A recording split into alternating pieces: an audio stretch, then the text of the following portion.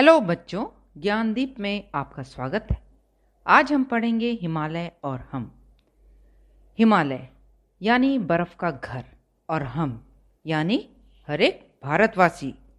इसके लेखक हैं गोपाल सिंह नेपाली। गोपाल सिंह नेपाली का जन्म चंपारण, बिहार के बेतिया में 11 अगस्त 1911 को हुआ। इन्हें हिंदी गीतकारों में विशेष स्थान प्राप्त है। इनकी प्रकाशित कृतियों में उमंग, पंछी, रागिनी, पंचमी, नवीन और हिमालय ने पुकारा प्रमुख है। इन्होंने प्रभात, सुधा, रतलाम टाइम्स व योगी साप्ताहिक का संपादन भी किया। इन्होंने राष्ट्र प्रेम के गीतों से युवाओं में देशभक्ति के भाव को संचालित किया। हिमालय और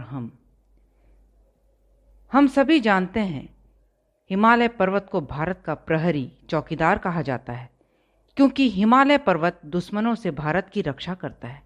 हिमालय पर्वत दुनिया का सबसे ऊंचा पर्वत है, जो अनोखा है और हिम से, बर्फ से ढका हुआ है। इसे पर्वतराज हिमालय भी कहते हैं। ये हमारे देश की रक्षा के लिए पहरेदार की तरह खड़ा रहता है। साथ ही ये जल संसाधन, वन संसाधन, खनिजों, पर्यटन, उद्योग आदि की दृष्टि से बहुत महत्वपूर्ण है। इस कविता में हमें यही बताया गया है कि भारत का रिश्ता हिमालय पर्वत से कितना गहरा है। इस कविता में प्राकृतिक सुंदरता के साथ साथ हिमालय पर्वत की विशेषता को भी बताया गया है।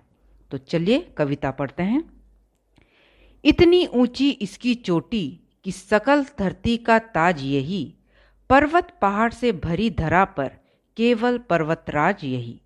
अंबर में सिर पाताल चरण, मन इसका गंगा का बचपन, तन वरण वरण मुख निरावरण।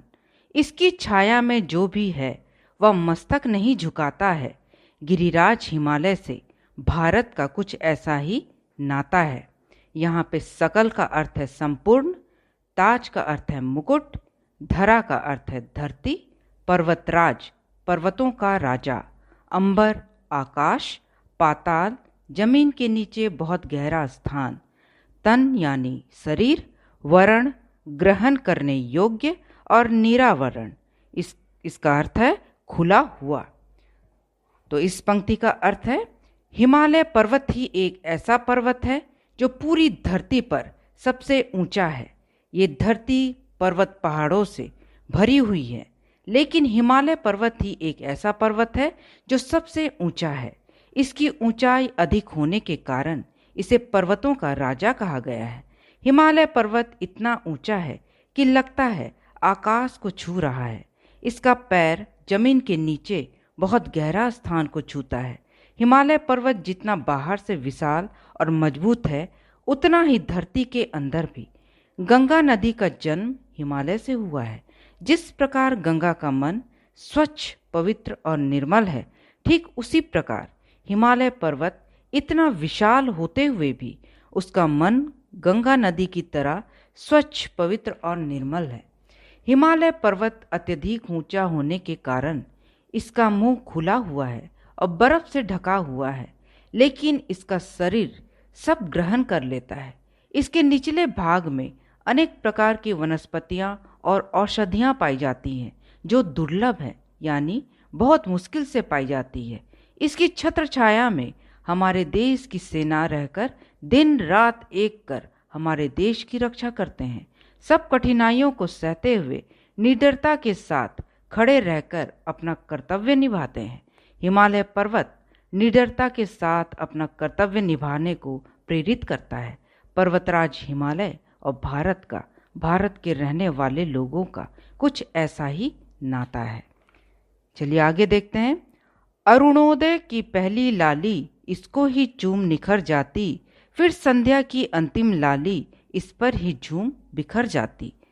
इस शिखरों की माया ऐसी, जैसे प्रभात संध्या वैसी, अमरों को भी चिंता कैसी। इस धरती का हर लाल खुशी से उदय अस्त अपनाता है। गिरिराज हिमालय से भारत का कुछ ऐसा ही नाता है।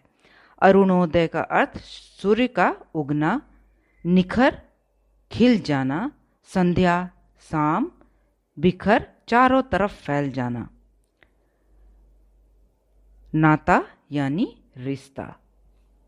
तो इसका अर्थ है, जब सूरज की पहली किरण हिमालय पर्वत पर पड़ती है तो ऐसा लगता है मानो बर्फ से ढका हिमालय अपनी लालिमा बिखेरता हुआ चमक उठता है।